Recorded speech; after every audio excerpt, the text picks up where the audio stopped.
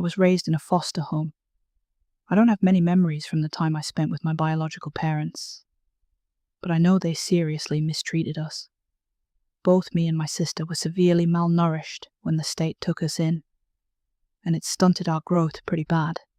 My sister's about 5 feet tall, and I'm about an inch shorter. Being raised in a foster home, I was taught just how important it is to be mindful of others and care for those less fortunate. I've spent most of my adult life working with various charities. I also work as a nurse at a private hospital, and I spend most of my days providing palliative care. I hate to sound braggy, but I think I can safely say I'm pulling my own weight. I care. That's what I do. So it's no wonder that, once in a while, I care more than I should.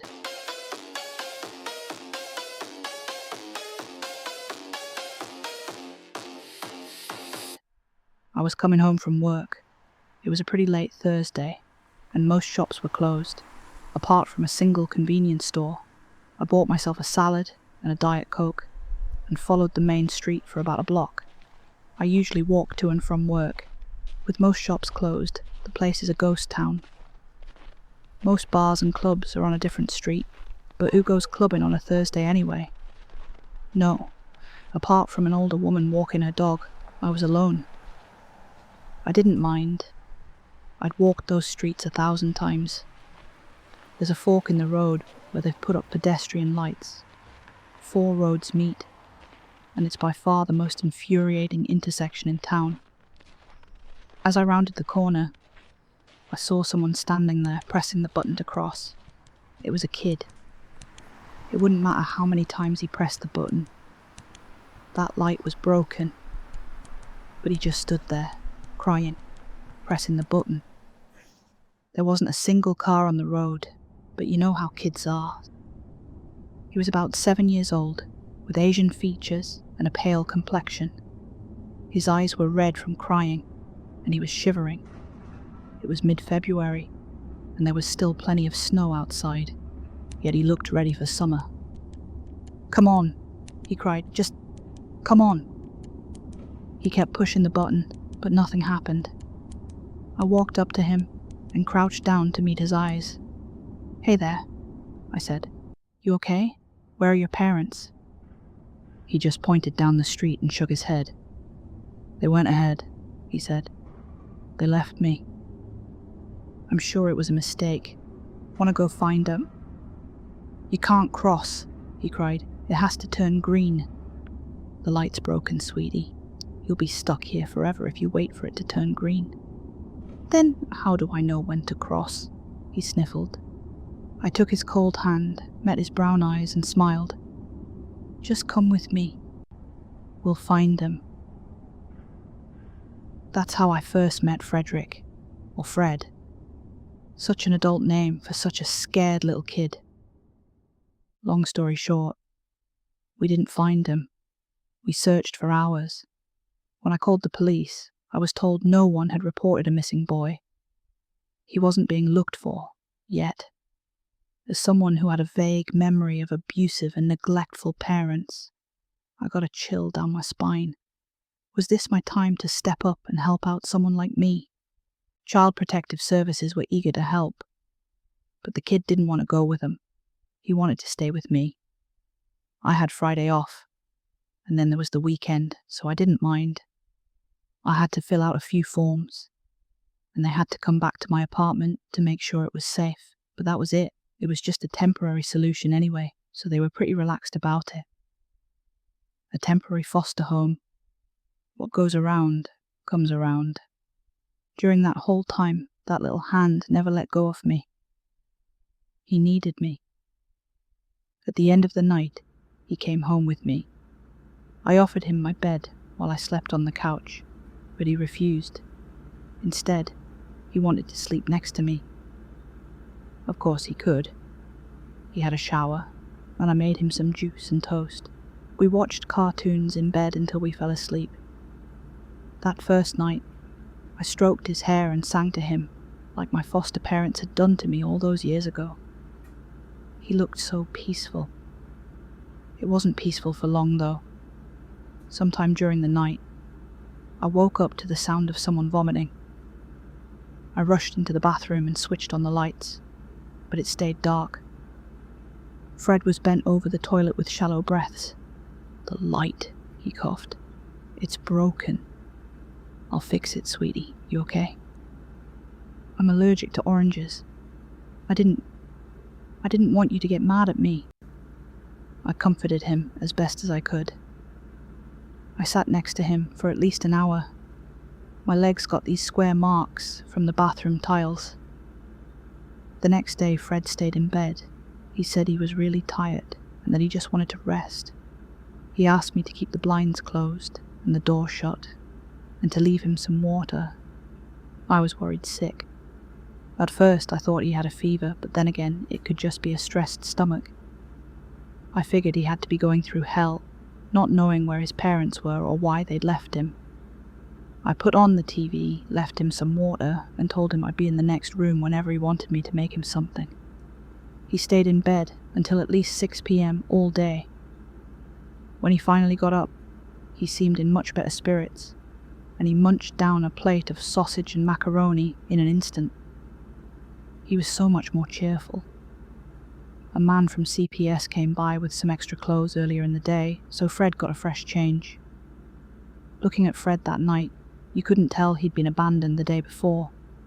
He was just an ordinary kid, eager to explore the world and make up new adventures. I brought an old butterfly net, and we went to catch moths in the park. I got us both a soda, and we walked around town playing Pokemon Go.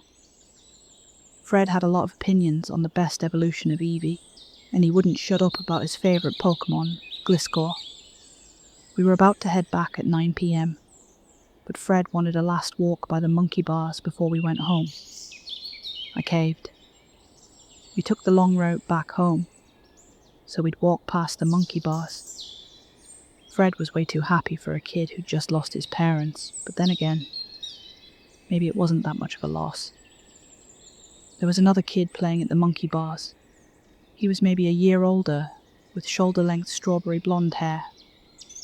I thought it was a girl at first, but Fred seemed to know him. "Mom! Mom!" Fred called. "It's Derek. Can I play with him?" Mom. I was already Mom. I didn't want to correct him, but that word hit me like a brick. Dumbfounded, I just nodded. Of course he had friends, but they were out way too late for kids this young.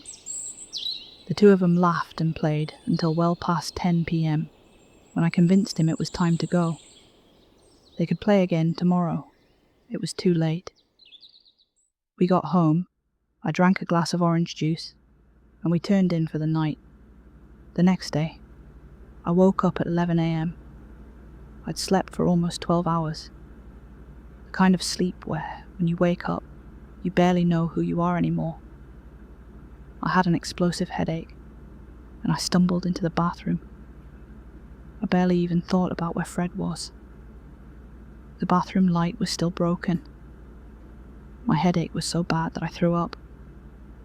I tried my best to clean it up in the dark, but it was hard. The smell remained, even after a shower. I came out into the living room to find Fred and his friend Derek playing. Derek had brought an iPad, and they were taking turns looking at YouTube videos. They'd covered the windows to darken the room and made a blanket fort. Before I even got the time to question it, Fred hugged me. "I made you lunch," he said. "It's in the fridge. I didn't want to wake you."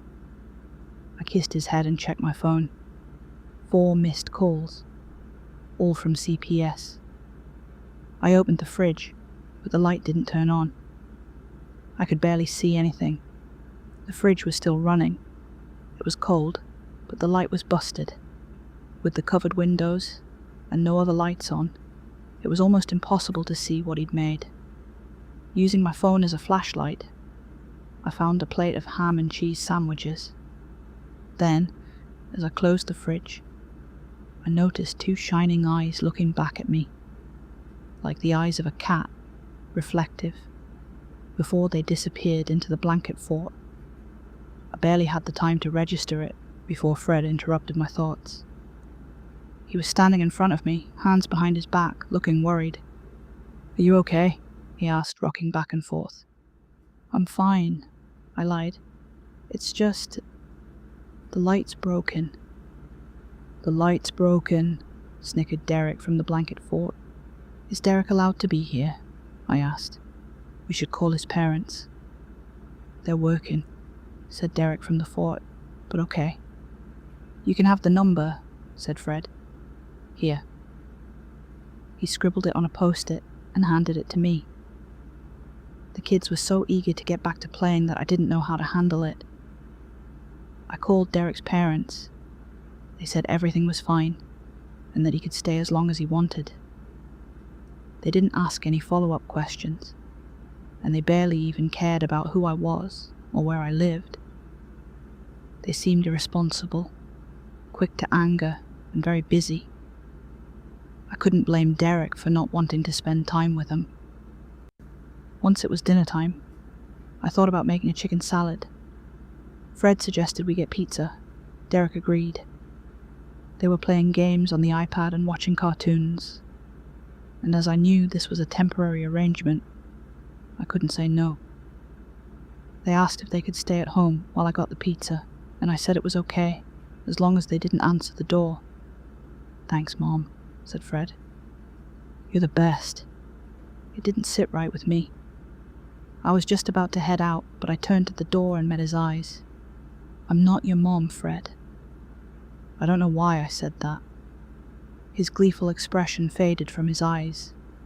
With a completely deadpan expression, he responded, "Fine." When I got back, the front door was unlocked. I hurried inside. Every single light in the apartment was broken by now. Every door was open. Every window was covered, and there was no one there. I dropped the pepperoni pizzas flat on the floor and called the police. My fingers trembled so bad I could barely type the number. A patrol car came by, and I talked to 2 officers. Apparently, there were still no reports of a missing child. They looked through the apartment, checked the blanket fort, and promised to search the area. There was nothing more to do at the moment. We called CPS, and I was told to update them as soon as I could. If Fred was some sort of flight risk, he might need to stay at a more secure location. Later that night, I was alone in a dark apartment. Not a single light was working.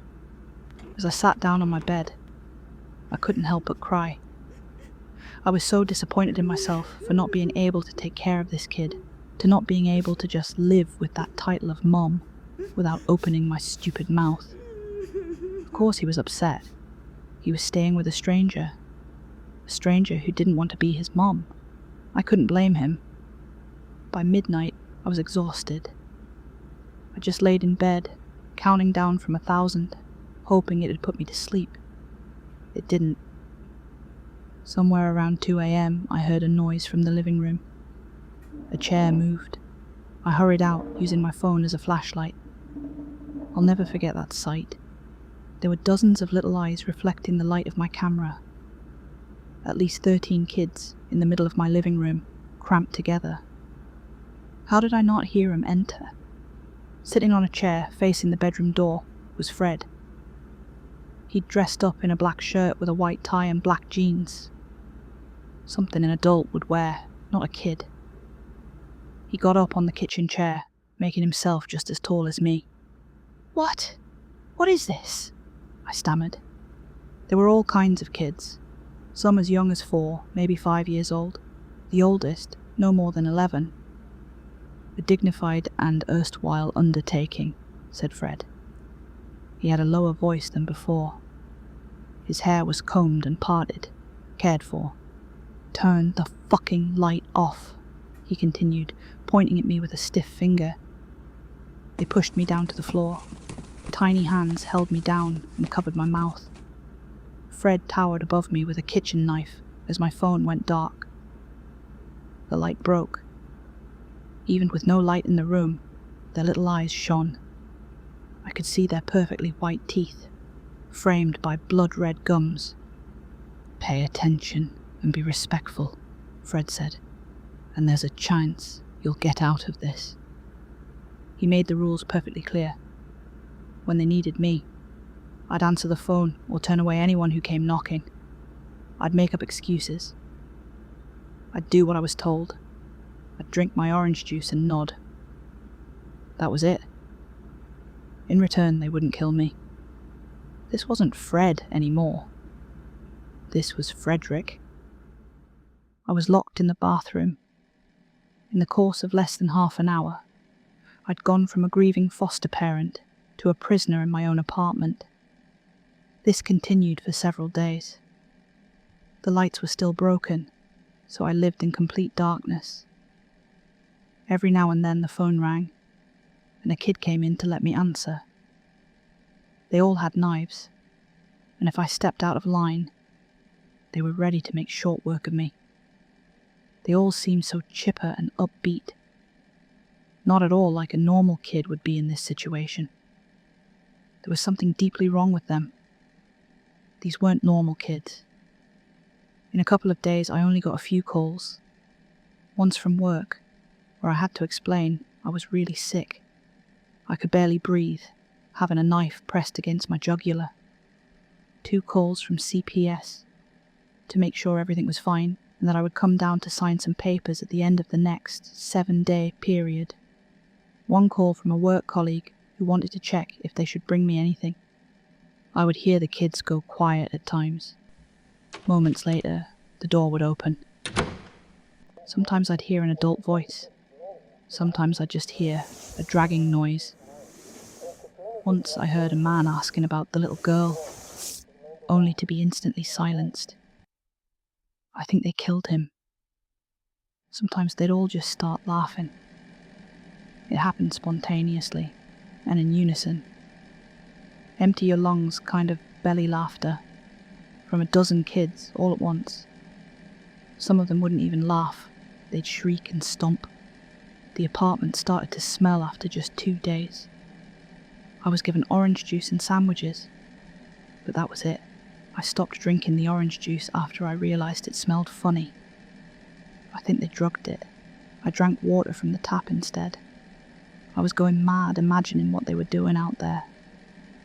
A few hours before dawn, I'd hear them leave the apartment. Maybe they thought I was asleep, but I was convinced they didn't leave more than 1 or 2 kids behind to guard me. One of these mornings, I finally worked up the courage to try and break out. They always had kids stationed outside to guard me, but I was usually drugged up and asleep during the daytime. This time, when I'd skipped the orange juice, I was fine. When I finally worked up the courage to peek outside, I realised there was no one there. The bedroom was empty. I peeked into the living room. Clouds of flies exploded as I opened the door. The smell stunned me. From just a quick peek, I could see body parts scattered on the floor, a pile of wet clothes by the half-open, broken fridge, the torso propped up in the hallway, used as a knife block, post-it notes with smileys and flowers on the kitchen counter, bloodless, naked legs poking out of the blanket fort like stacked firewood. Cigarette butts were scattered around the kitchen area, sharing the space with maggots. Still all that gore, and barely a drop of blood spilled. Frederick was in the middle of the room, levitating, 2 feet off the ground, motionless as if hung from an invisible string, eyes closed. He didn't breathe, his white tie spattered with red, his hair thick and unkempt. Long canines poking out from his drooping lower lip. My mind broke. As my body relapsed into a panic, I burst through the bedroom door in a sprint. I couldn't hear Frederick's footsteps, but I knew he was right behind me. "Mom," he laughed. "Mom, wait!" I slammed myself through the front door and into the sunlight. As I turned around, he was gone. A black shirt, a white tie, and a pair of black jeans laid empty in the hallway. The light broke him. The police didn't know what to make of it, and there was even talk of bringing up charges against me, as if I'd made up the story about the kids in the first place. They're still discussing it, but I'm not the main suspect. There were cameras that caught the victims walking into my apartment on their own. There was not a single captured image of any of the kids. Not even Fred. Not even when I knew he was right next to me, holding my hand. Still, there were plenty of witnesses. There had been kids there, no matter what the camera said. But it was hard to explain. I moved out in mid-March, and I'm living at an undisclosed location. The newspapers don't know what to call these murders, and the sheriff's office has forbidden me from leaving the state. I don't know if you've even heard about it. Most haven't. I think there was a blurb about it in a local paper. I thought 4 dead people would be a bigger deal, but apparently there are unclassified deaths all the time. Funny how they'd lump this in the same category as someone getting crushed by a vending machine. But for the past few nights, I've been getting a bad feeling. It started as just a feeling, at least, but there's more to it. I think Fred and his gang are still out there, to some capacity. I've started noticing little flowery post-its at work. Some light switches needing an extra push. Or like, just the other night. I was going to watch a movie, so I got a Coke from the fridge. Then and there, the light broke. And I swear, I heard a goddamn giggle outside the window. Hi everyone, thanks for listening. The protagonist is in danger. Yeah, that's sort of the gist of it. The electrical connections appear unstable. Oh right, nothing about the vampire kids then? Vampire children are a secondary issue. Secondary? Yes, the primary issue is failure to report a faulty light fitting. She was being held hostage. She is in breach of her tenancy agreement. I think she has bigger issues, mate. No property maintenance, structural and decorative damage, unregistered tenants, Held? Hostage? unauthorized subletting to 13 minors. Vampire minors. That does not exempt her from paperwork. Good night, everyone. I have reported the fridge.